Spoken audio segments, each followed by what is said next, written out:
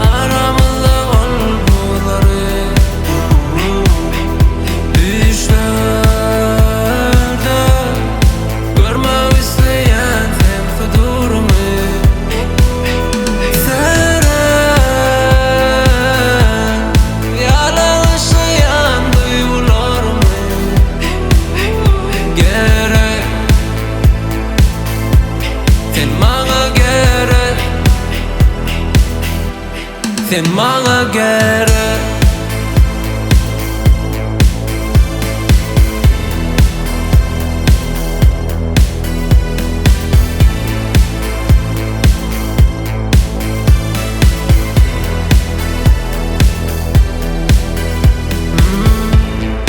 En yakın dost, en ağır düşman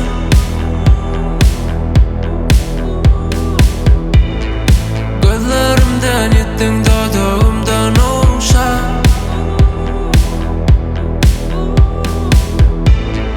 demek istemedim sana hoş kal belki bir gün yine sana düşer ben sana arışan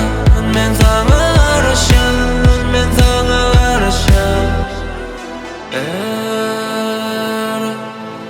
aramızda olguları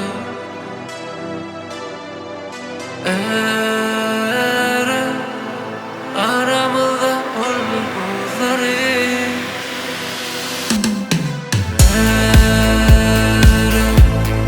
aramızda olguları düşlerde görmek isteyen sen huzurunu